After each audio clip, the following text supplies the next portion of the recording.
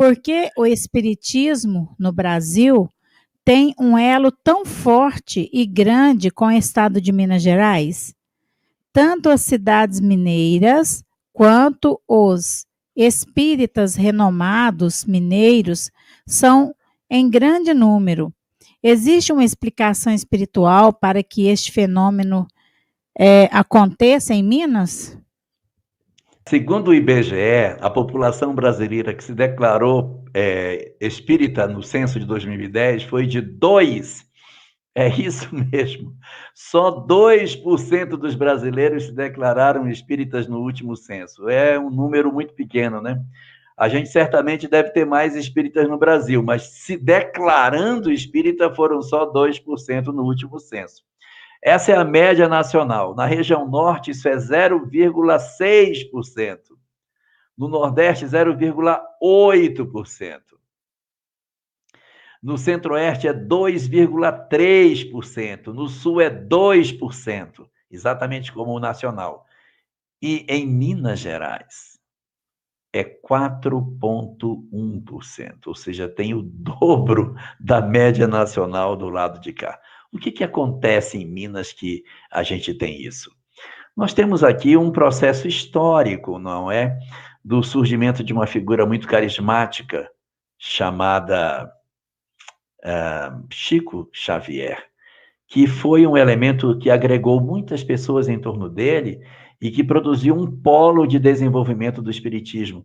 Tivemos outros também, né? Em Sacramento, a figura de Eurípides Barçanufo, que também trouxe um desenvolvimento muito forte para o espiritismo nessa região toda aqui de Minas, mas está muito concentrado na região do Triângulo Mineiro. Quando a gente olha a concentração dos espíritas no censo, por intensidade de cor, você vê que a concentração é no Triângulo Mineiro.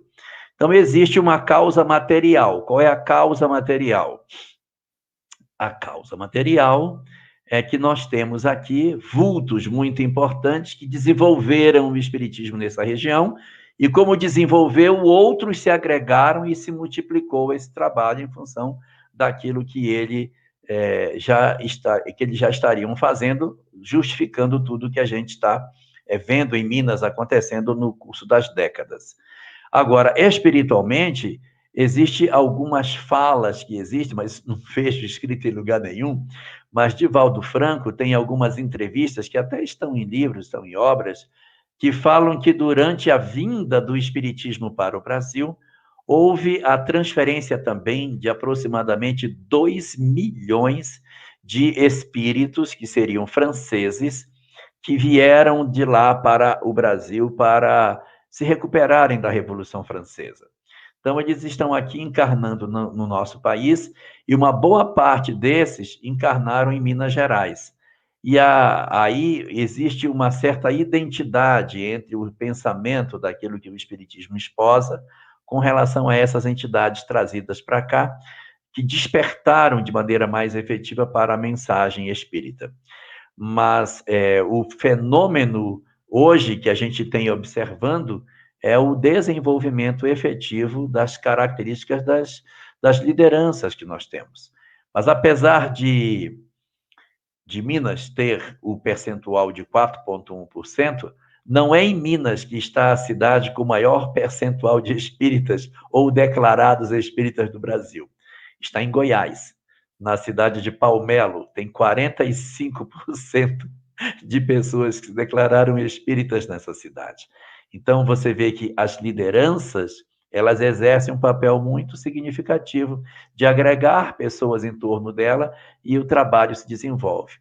Então, assim, tipicamente, onde você vê uma liderança interessante do ponto de vista espiritual, espírita, automaticamente os centros crescem, se desenvolvem e se forma uma comunidade que chama outras pessoas e num círculo vicioso aquele trabalho prospera e se desenvolve dessa maneira. Então, aqui, do ponto de vista material, a situação é por conta da concentração de grandes homens no passado que foram trazendo novas revelações e o trabalho se multiplicou nesse sentido. E do ponto de vista espiritual, o que é comentado é a chegada dessas entidades que teriam vindo da França e se localizado na região de Minas Gerais para o trabalho de desenvolvimento e difusão do Espiritismo.